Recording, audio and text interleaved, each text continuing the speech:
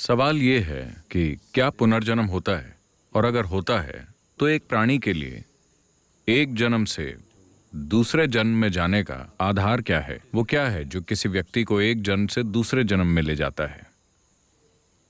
अब अगर आप इसे समझना चाहते हैं तो आप जो हैं उसके मैकेनिक्स की थोड़ी समझ होनी चाहिए। मैं उस मैकेनिक्स की बात कर रहा हूं जिससे एक इंसान का निर्माण होता है।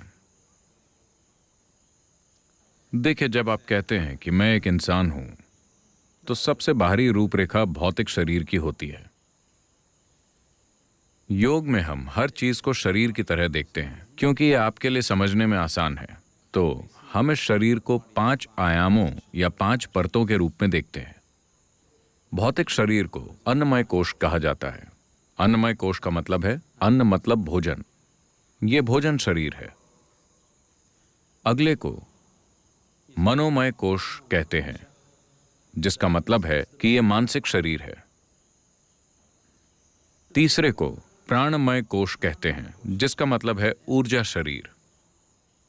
भौतिक शरीर, मानसिक शरीर और ऊर्जा शरीर, ये तीनों आयाम भौतिक हैं। इनका भौतिक अस्तित्व है। भौतिक शरीर बहुत स्थूल है, मानसिक शरीर थोड़ा सूक्ष्म है, ऊर्जा शरीर और भी ज्यादा सूक्ष्म है, लेकिन ये तीनों भौतिक हैं। जैसे कि लाइट बल्ब भौतिक है, आप देख सकते हैं। इसे जलाने वाली बिजली भी भौतिक है ना? इसे जोड़ने वाला तार भी भौतिक है। तार में बहने वाले इलेक्ट्रॉन्स भी एक भौतिक अस्तित्व ही हैं। So similarly, physical body, mental body, pranic body, all are physical dimensions of life. तो इसी तरह भौतिक शरीर, मानसिक शरीर और ऊर्जा शरीर सभी जीवन के भौतिक आयाम हैं। इन तीनों आयामों पर कर्म की छाप होती है। शरीर पर कर्म की छाप है, मन पर कर्म की छाप है और ऊर्जा पर कर्म की छाप है। कर्म की छाप या कर्म का ढांचा ही इन्हें एक साथ रखता है। कर्म वो सीमेंट है जो आपको भौतिक शरीर के साथ जोड़कर रखता है। कर्म बंधन है, लेकिन साथ ही सिर्फ कर्म के कारण ही आप अपने शरीर में कायम रह सकते हैं और यहां हो सकते हैं। यहीं पर आध्यात्मिकता मुश्किल लगती है, क्योंकि अगर आप इसे हटाने की कोशिश करते हैं तो ये नहीं होता। अगर आप इसे जोड़ने की कोशिश करते हैं तो ये नहीं होता। आपको सिर्फ वहां होना होता है। अगर आप बस होते हैं तो ये एक पल की बात है। अब अगले 2 आयामों को कहते हैं विज्ञानमय कोश और आनंदमय कोश। विज्ञानमय कोश अभौतिक है, लेकिन भौतिक से संबंध रखता है। ये एक बीच की अवस्था की तरह है। आनंदमय कोश पूरी तरह से अभौतिक है। तो विज्ञानमय कोश और आनंदमय कोश का मतलब है कि ये आनंद शरीर है। अंदर एक आनंद शरीर है जो 100% अभौतिक है। इसका अपना कोई रूप नहीं है। अगर ऊर्जा शरीर, मानसिक शरीर और भौतिक शरीर सही आकार में हैं, केवल तभी ये आनंद शरीर को थामे रख सकते हैं। अगर इन चीजों को निकाल दिया गया तो आनंद शरीर बस ब्रह्मांड का एक हिस्सा बन जाएगा। So whatever you are referring to as Atman or the soul is a fiction actually. जिसे आप आत्मा कहते हैं वो असल में एक कल्पना है, इस मायने में कि लोग अभौतिक की कुछ सीमाओं का वर्णन आत्मा की तरह कर रहे हैं। लेकिन आत्मा के लिए ढांचा अभी भी आपका कर्म ही है। अगर कर्म के ढांचे को पूरी तरह से ढा दिया जाए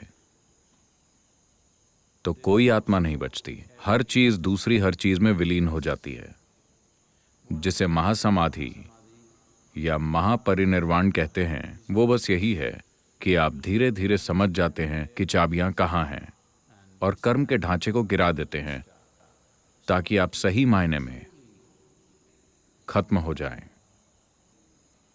जब कोई व्यक्ति मरता है तो हम कहते हैं कि ये व्यक्ति नहीं रहा। ये सच नहीं है। वो इंसान अब वैसा नहीं है जैसा आप उसे जानते थे, लेकिन वो अभी भी मौजूद है। अगर आप कर्म के ढांचे को 100% नष्ट कर दें, अब आप अस्तित्व में विलीन हो जाएंगे। इसी को मुक्ति या महासमाधि, हिंदू परंपरा में इसे मुक्ति कहा गया है, योग की परंपरा में इसे महासमाधि कहा गया है, बौद्ध जीवन शैली में इसे महापरिनिर्वाण कहा गया है। अंग्रेजी में हम इसे आमतौर पर लिबरेशन कहते हैं। मुक्ति का अर्थ है जीवन और जन्म और मृत्यु की प्रक्रिया से आजाद हो जाना। मुक्ति का मतलब है शरीर और मन के बुनियादी ढांचों से आजाद हो जाना, और इसके लिए कर्म का ढांचा ही वो धागा है जो इन चीजों को एक साथ बांधे रखता है। तो जब कोई इंसान मरता है तो जाहिर है कि भौतिक शरीर वो चीज है जिसे आपने धरती से उधार लिया था। तो शरीर सिर्फ धरती है ना? आप समझे? ये भौतिक शरीर बस धरती का एक टुकड़ा है जो अभी इस तरह उछल कूद कर रहा है, लेकिन आपको इसके एक एक परमाणु को वापस करना होगा। ब्याज नहीं लगेगा, लेकिन आपको हर परमाणु वापस करना होगा। आपको एक भी परमाणु ले जाने की इजाजत नहीं है, कोई भी नहीं ले जा सका। भौतिक शरीर अलग होकर गिर जाएगा, लेकिन आपके कर्मों की मात्रा के आधार पर आपका मानसिक शरीर और प्राणिक शरीर बने रहते हैं। अगर कर्म का ढांचा बहुत तीव्र है, अभी खत्म नहीं हुआ है, तो इसे खत्म करना होता है। अगर कर्म कमजोर हो गया है क्योंकि यह अपना दौर पूरा कर चुका है, तब वो बड़ी आसानी से दूसरा शरीर पालेगा। अगर इसे नया शरीर पाना है तो इस ढांचे की तीव्रता को कम होना होगा, इसे निष्क्रिय होना होगा। अगर ये बहुत तीव्र है तो ये नहीं खोज सकता, इसे इंतजार करना होगा। तो इन्हीं को आप भूत कहते हैं। कोई मर गया है लेकिन उसके कर्म का ढांचा अभी भी तीव्र है क्योंकि वो अभी खत्म नहीं हुआ है। अब उसे दूसरा शरीर ढूंढने के लिए काफी ज्यादा समय चाहिए। वो अभी भी मौजूद है। उसके कर्म का ढांचा जितना ज्यादा तीव्र होगा वो उतना ही ज्यादा दिखेगा या लोग उसको अनुभव करेंगे। आपके चारों ओर ऐसे अनगिनत प्राणी हैं, चाहे आपको पता हो या ना हो, लेकिन उनमें से अधिकतर को आप अनुभव नहीं करेंगे क्योंकि उनके कर्म खाली हो चुके हैं। वो बस थोड़ा और खाली होने का इंतजार कर रहे हैं, इससे पहले कि उन्हें एक नया शरीर मिले। लेकिन अगर उनके कर्म बहुत तीव्र हैं, इसीलिए लोगों ने आपको बताया है कि अगर किसी की अप्राकृतिक मौत होती है, दुर्घटना में या आत्महत्या से या किसी दूसरी तरह से, तो वो भूत बन जाएंगे। ऐसा नहीं है, हर कोई बनता है। बस इतना है कि उन्हें आसानी से महसूस किया जा सकता है। वो आपके अनुभव के लिए ज्यादा उपलब्ध हैं क्योंकि उनका कार्मिक ढांचा ज्यादा तीव्र है। लोग ऐसे प्राणियों को थोड़ा ज्यादा अनुभव कर सकते हैं उनकी तुलना में जो बूढ़े होकर मरते हैं। अगर कोई अपने इस जीवन के लिए निर्धारित कर्मों को पूरी तरह पूरा कर लेता है तो वो बस यूं ही मर जाएगा, बिना किसी बीमारी के, बिना एक्सीडेंट के, बिना किसी चोट के। जब कोई व्यक्ति ऐसे मरता है बस यूं ही, तो वो कुछ घंटों में ही दूसरा शरीर पा जाएगा। तभी इस परंपरा में कहा गया है कि अगर कोई अपना जीवन पूरा करके शांति के साथ मरता है तो ये मरने का सबसे अच्छा तरीका है, क्योंकि उसे इंतजार नहीं करना पड़ेगा, नया जीवन तुरंत शुरू हो जाएगा। जब आप आध्यात्मिक मार्ग पर चलते हैं तब हर आध्यात्मिक साधक का अंतिम लक्ष्य होता है कि वो इस पूरी प्रक्रिया को तोड़ना चाहता है। या अगर इसे दूसरी तरह से देखें तो हम कह सकते हैं कि जिसे आप अभी अपनी आत्मा कहते हैं वो एक बुलबुले की तरह है। बुलबुले की बाहरी खोल आपके कर्म का ढांचा है, अंदर हवा है। मान लीजिए कि आप बुलबुला तोड़ देते हैं, आप बुलबुले को फोड़ देते हैं, तो हवा कहाँ गई? आपकी हवा कहाँ गई?